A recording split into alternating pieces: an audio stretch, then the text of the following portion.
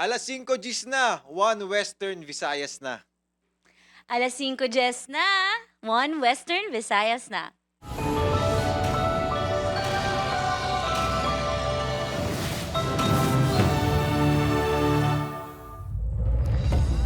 Mga balitang atong tutukan subong nga Biyernes, mga simbahan kag mga aktibidad sa Semana Santa hugot nga ginabantayan sa otoridad.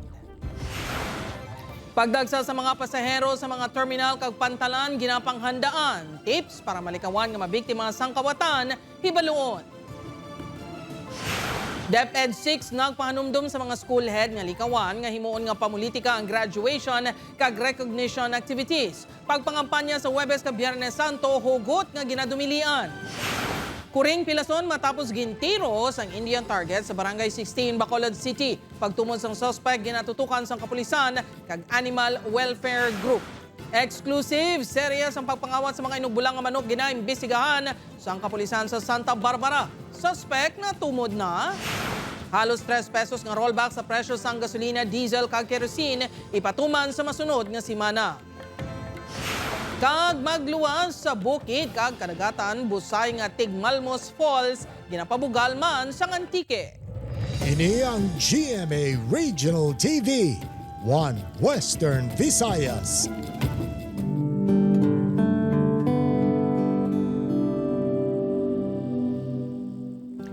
Mayong hapon Western Visayas kag Negros Occidental, otoridad nagapanghanda na para sa mga aktibidad sa Semana Santa. Seguridad kag katawhay sa mga pilgrimage sites, terminals kag mga matawang nga lugar tutukan.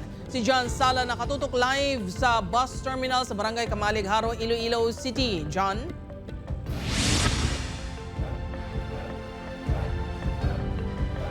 Jert lakip ang mga terminal, kaangay na lang sa ining nga bus terminal diri sa distrito Sangharo sa hugot nga ginatsekyar sang otoridad agud nga masiguro ang malinong kag matawhay nga Semana Santa 2025.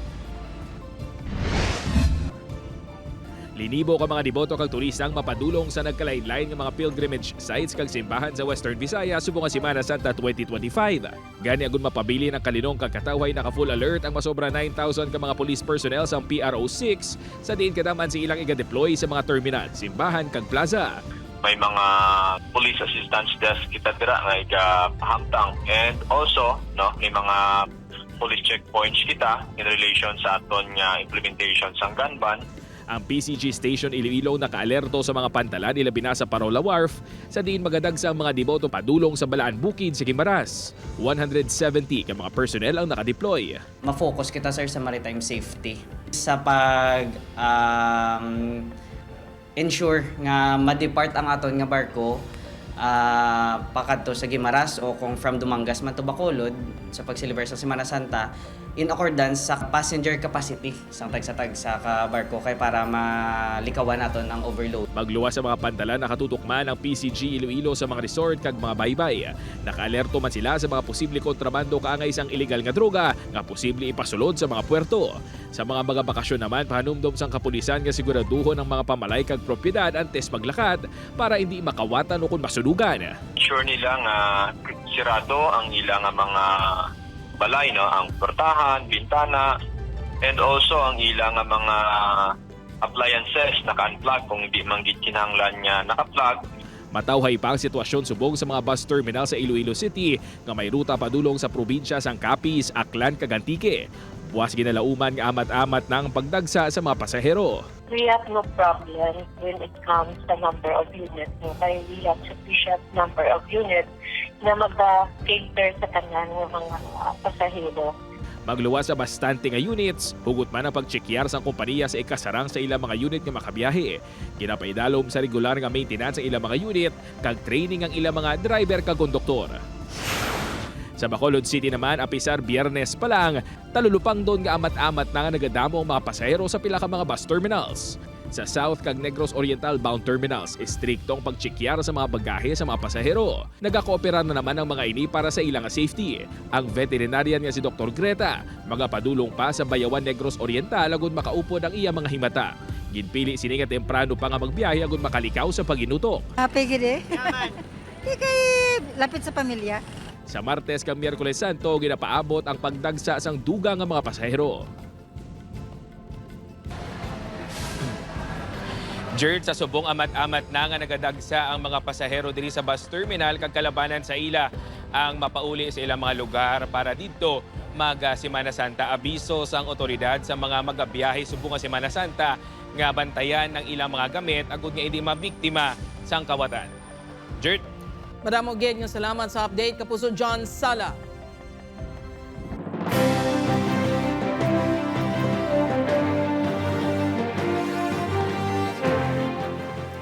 Pagpangampanya sa Huwebes ka Biyernes Santo ginadumilian. Mga kandidato nga madakpan nga nagalapas sa pagsulundan mahimo magpangatubang sang reklamo suno sa COMELEC. Si Julius Bilacaol nakatuto. Sa Holy Week break, dapat break man sa pagpangampanya ang mga kandidato. Ilabi na sa Huwebes kag Biyernes Santo. In whatever form, bawal mali ang aton kampanya. It will be an election offense for prohibited campaigning. Abiso sang COMELEC sa publiko. Pwede ang bisan sino magpasaka sang reklamo batok sa kandidato nga madakpan sa akto. O kung hindi gani, kung may nakuha nga ebidensya, pwede ini i-report sa otoridad.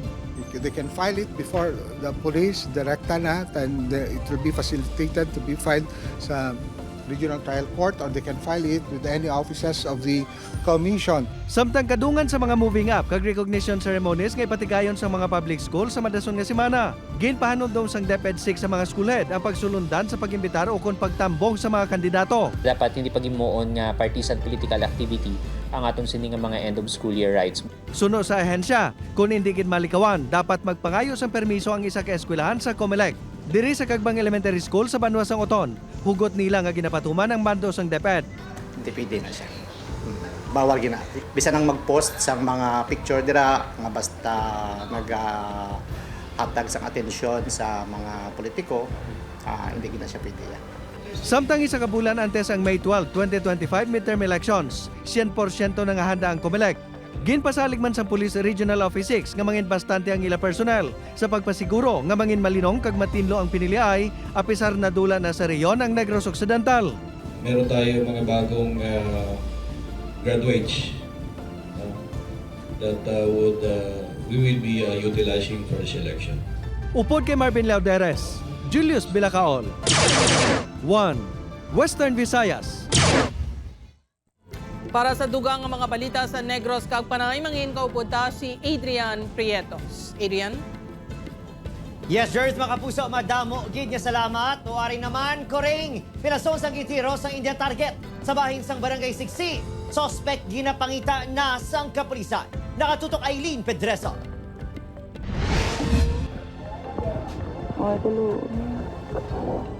Nagapanago sa kilid sang motor kag may igo sang inyang target sa mata ang ining kuring sa nakita sang pila ka mga residente sang Barangay 16 Bacolod City. Halos hindi na ini makagiho kagasubo nga nagakurog. Si Jesuni nga isa ka animal welfare advocate tuman ang kaluoy sa kuring sang iya nakita ang sitwasyon. Posible kuno gintripingan sang wala pa nakilan-an nga persona. Sakit eh. Dito ko damo, nagidaan yan, mga printas, nagisilangan ko lalain ko eh. Masakit pa suno kay Jesuni kay tubtub subong. Wala pa makita ang pilason nga kuring. Hindi sila maguntat nga makita ini kag mabulong. Handa man sila magbulig sa tag-iya, agud batubod ang nagtiro sa kuring gamit ang Indian target. Pero ang problema, pati tag-iya, hindi pa nila makilala. Nagabulig naman ang barangay sa pagpangita sa kuring. Sige pangita man to namon sang mga barangay tanod, so why na locate tong ang atungdan nga sapat ang kuring. Padayon ng investigasyon sa kapulisan sa insidente, apisar wala sang reklamo sa ila talatapan. Aminado ang otoridad nga dako nga pagpanghangkat ang pagtumod sa mga sospek sa pagpangtiro sang kasapatan. Pangabay nila ang kooperasyon sa komunidad agon mapasabat ang mga responsable nga nagapanghalit sang kasapatan. Pwede silang masakaan kaso kaya utatunan nila kay hindi na mayong maigay sa animals. Upod kay Ruel Banggoy, Aileen Pedreso. 1 Western Visayas. Pila ka rice retailers nagapang alang-alang pa nga ipatuman ng 45 pesos per kilo nga presyo sang imported nga bugas apang nagpasalig nga sa madason nga semana posible nga magpanubo na sila. Si John Sala nakatuto. 4 kagantang sang bugas ang ginakonsumo adlaw-adlaw ni Manang Evelyn sa iya karinderya. Bangod mahina man ang kita kung kaisa, nagakinot ini para lang makabakal sang bugas nga nagapanguna sini nga kinahanglan. Gani dako nga bulig kuno para sa iya kung mapanubuan ang presyo sini. Dako gede kay syempre mang presyo sang bugas manubo, so siyempre kami nga manubaliga, may makaganar gamay-gamay sa bangod nga nagpanubo sa sang presyo sang bugas. Diri sa Arevalo Public Market 41 pesos per kilo ang regular milled rice. Yara naman sa 43 to 46 pesos ang per kilo sa pila ka mga locally produced nga bugas, samtang 48 tubtob 55 pesos naman ang imported. Suno sa Department of Agriculture, halin sang Marso 31 dapat 45 pesos per kilo lang ang maximum nga suggested retail price sang imported nga bugas. Kung sa euron, kadamaan sa mga rice retailers ang wala diri nagasunod. Para sa pila ka mga rice retailers, hindi mahapos ang insigida nga pagpanubo sang presyo sang bugas, ilabi na kung madamo pa sila sang old stocks nga nabilin. Kaangay nilang sang ini nga pwesto nga 49 pesos pasaka ang imported nga bugas. Sa pwesto naman ni Manong Ray, 48 pesos ang pinakabarato sini nga imported nga bugas. Barar sa nagdigad, 58 ang imported na mo. Subong 48 pero manaog pa niya sa 45 nga suggested. Nahulat lang naman maubos ang stock nga daan. Upo kay Hans Desierto, John Sala. 1 Western Visayas. Mga puso, duha naman ka-graduates ng TUP Visayas sa Talisay City, Negros Occidental, lakip sa mga nag-rank 1 sa April 2025 Electronics Technician Licensure Examination. Ang inspirasyon sa duha sa ilang pagpangibabaw ng taunta sa report ni Eileen Pedreso. Makapasar lang. Inilang kuntani ang goal ni JV Fuentebella sang Barangay Banago, Bacolod City. Inikuno ang iya simple nga pamaagi agud ibalik ang sakripisyo sang iya ginikanan nga pareho nga wala sang permanente nga trabaho. Humalin sa naga-eskwela sa kolehiyo, tubtob nakagadwar kag naka-review na, nangin problema gid ang pinansyal. Arap lang ng limited ka sa resources, budget mo pagkaon, challenge man sa part ang pagiging pigado sa mga review materials nga.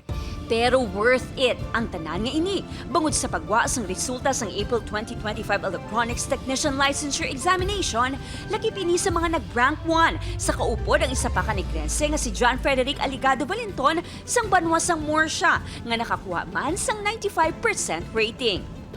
Luwas sa duha, rank 1 man sa Erico Luis Glodove sa University of Santo Tomas, Alan Pangan sa Cebu Institute of Technology University, kag Daniel Vicho sang University of the Philippines, Diliman. Actually, sang gahulat ko sang results, ari lang ko sa gapong ko, like the whole day. Tapos nakita ko gid kung ano kamayong Ginoo sa pamilya namo. And with that, salamat ang ito sa ginikanan ko. Times 2 ang kasadya nga nabatsyagan sa Iloy ni JV. Be an inspiration sa kabataan. Ang pinitensya, agi lang gid.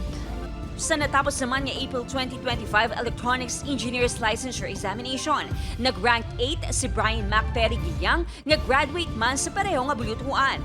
Proud gid ang mga manunudlo sa mga ini sa ilang na-achieve.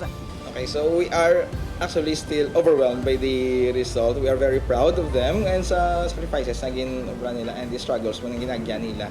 Rank 1 si Nathaniel Di Maunahan sang University of the Philippines, Diliman. Upod Garuel Banggoy, Eileen Pedreso. 1 Western Visayas.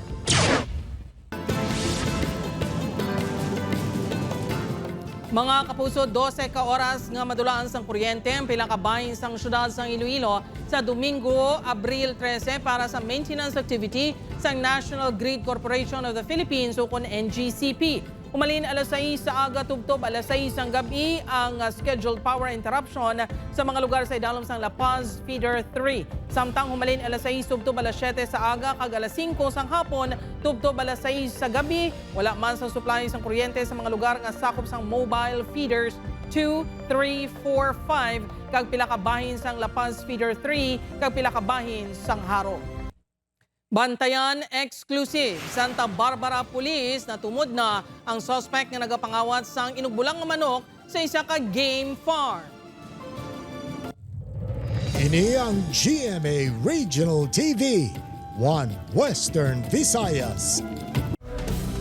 Masobra 60 ka mga manok nagkaladula sa isa ka manokan sa Santa Barbara, Iloilo, humalin 2022. Kapulisan, may persons of interest na. Si Kim Salinas nakatutok, exclusive.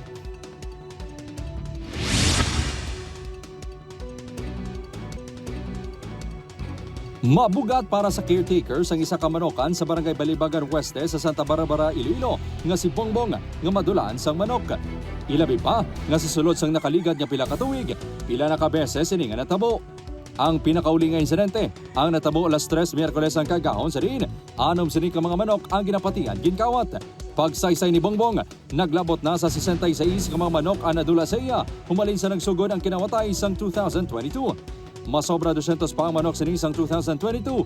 Apang subong, yara na lang ini sa 50. Pagbugtaw mo, walang manok, wala na tayo, kay may mo. Huwag man may kakadto di nga ano, hindi man nalagyan nga daan din, murang paralig ba? Suno sa opisyal sang barangay, may isa pagit ka manokan nga na-report nga ginakawatan man sang manok. Hugot ang pag-monitor sang barangay sa mga manokan apang wala man sang may madakpan. Naka-monitoring man kung ano, kay sa amon man, duway man kami nakita nga iban nga tao gasulod or nagagwabi nga kay siyempre sir kagabantay kami pero ginabantayan man ang nagabantay namon.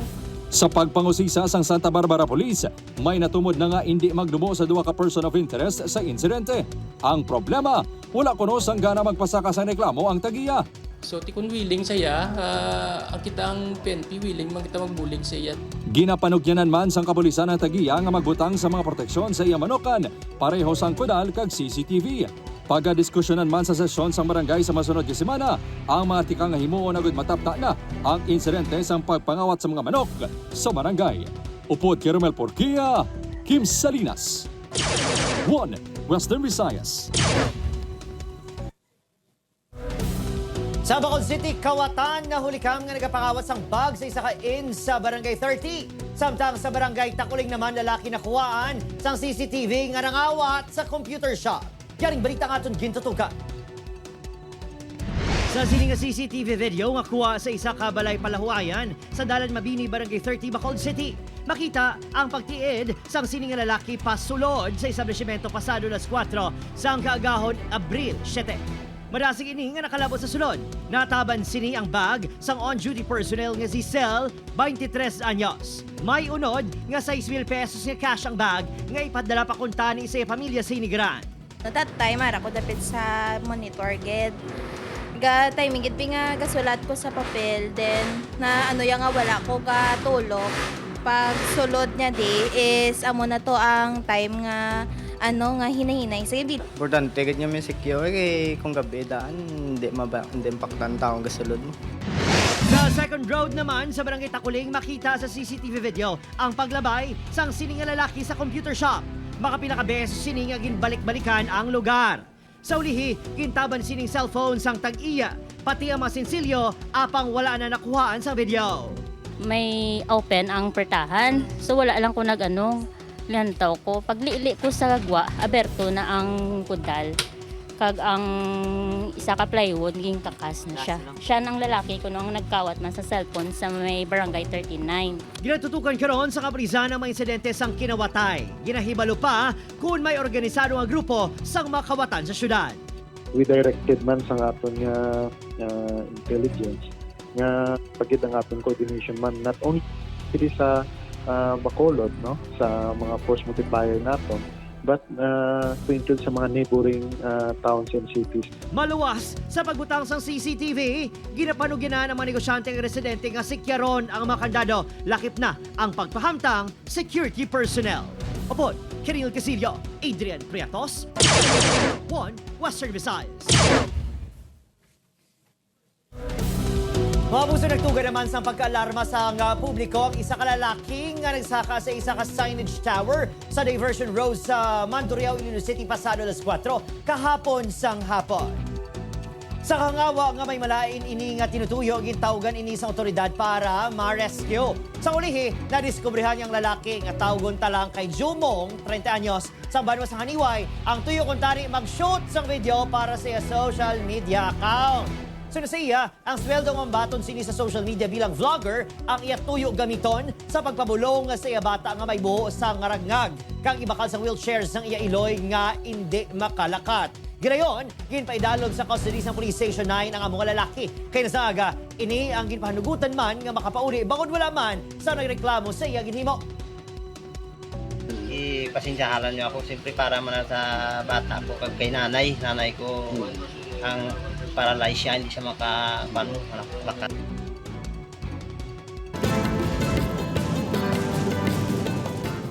Good news sa mga motorista nga magabakasyon o kung bisita iglesia bangod may ginalauman nga oil price rollback sa Martes Santo. Big time nga 3 pesos and 30 centavos tubtob 3 pesos and 75 centavos ang nakita sa DOE nga rollback sa kada litro sang gasolina.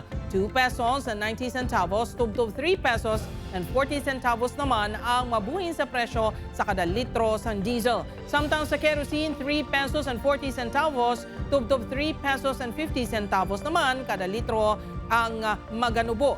Base sa estimates nga mga ini sa trading sa sininga Lunes tubtob Huwebes. Pwede pa nga magbag-o ang estimate depende sa resulta sa trading subong nga Biyernes.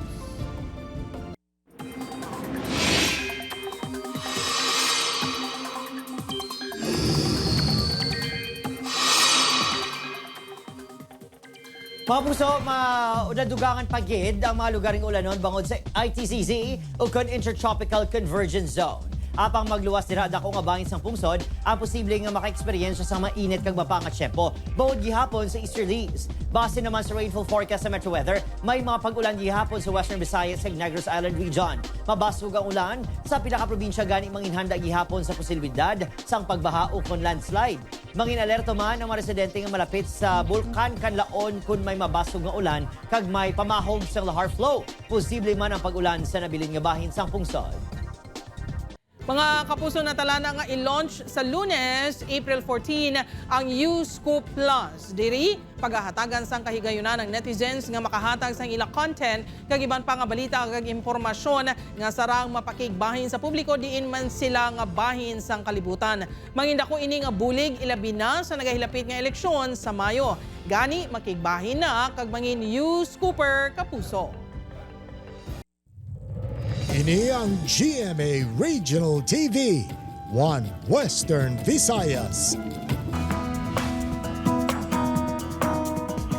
Mga kapuso, kilala ang Antique sa tagline nga Where the Mountains Meet the Sea. Pero nakahibalo bala kamo kapuso nga luwas sa bukid kag kadagatan, may ginapabugal man sila nga busay. Aton diskubrihon ang destinasyon padulong sa Tigmalmos Falls upod kay Nico sa may Western Visayas. Summer is on, basta kaupod ang barkada, pihugid ng adventure mas masadya.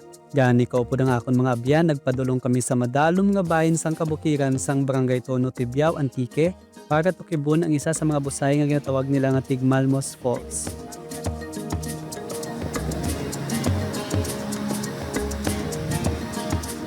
Antes masaksihan ang matahom nga busay, ihanda lang ang kaugalingon sa pila ka oras nga trek.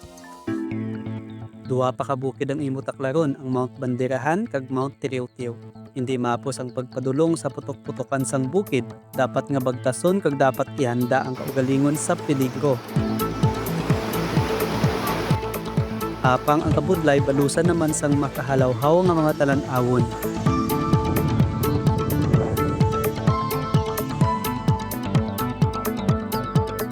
Makakita sang tumalagsahon nga mga tanom kag kasapatan.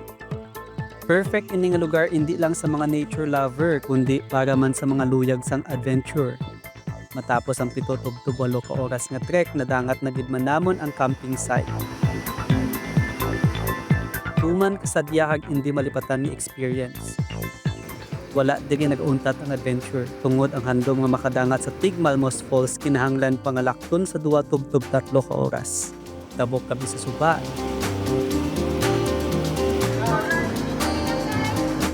Ginsaka ang pila ka dalagko nga bato.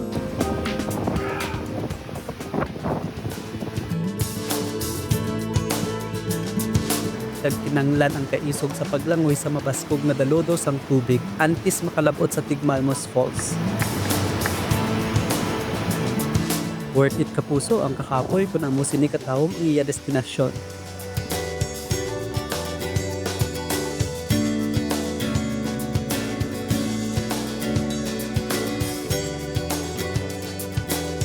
Gani, hagara ng inyo abyan kag ang next adventure inyo naman planuhan. Ako si Nico, ini ang akon may Western Visayas.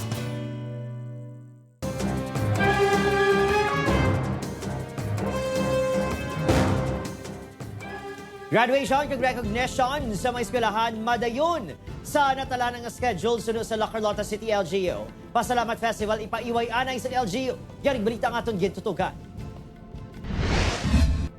7 ka barangay sa La Carlota City, Negros Occidental ang labing nga nahalitan sa explosive eruption sa Mount Canlaon sang Abril 8 sunod sa LGU.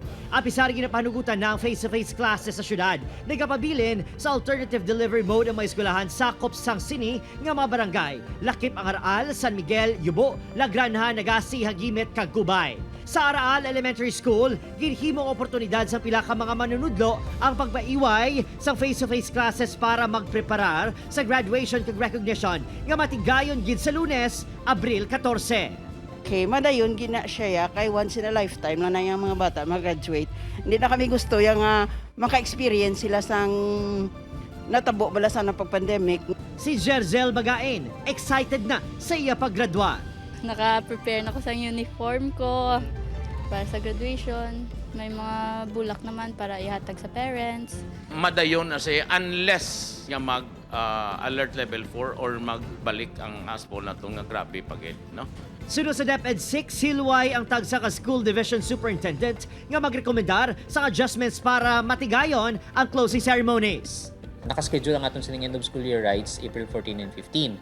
But if ever gid man nung worst case scenario, mabudlay magbalik ang atong mga kabataan because of the risk. Siguro maybe makatag kita sang special case sa ila. Samtang nagdesisyon ang La Carlota LGU nga ipaiway anay ang selebrasyon sang Pasalamat Festival. Wala pa petsa kung sano ini sa Ilohon. Nagpain naman ang Office of Civil Defense sang dugang nga pondo para sa evacuation centers nga ginatanaw madugayan pa ang pagtinir sa evacuees. Karagdagan tulong na pinansyal ng galing ng Pangulong Bongbong Marcos, yan ay pirmado na namin lahat, hinihintay na lang natin yan. May masobra 1,000 pang individual sa 4 evacuation camps sa La Carlota City. Apulit, galing ito ang muni kami. Ano niya magunta itong bulkan niya? Opo, Karil Castillo, Adrian Prietos, 1 Western Visayas.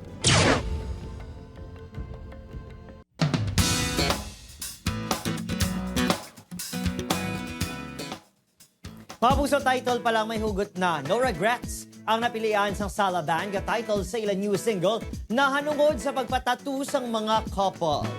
Bagay nga mabudlay na kuno mapanas kag magapabilin sa madugay nga tion kasubong sang feelings. Thankful ang Sala Band sa support sang fans nga nagapamati sila single under Alt G Records. Samtang inspirasyon naman ang dala ni GMA playlist singer Malena Leonard sa single nga Masterpiece. May nagyan sa paglabos sang success ang inspirasyon sini sa kanta. Pwede nyo na makapuso ma-download kag mapamatian ang ilang newest single sa tanan nga digital music streaming platform.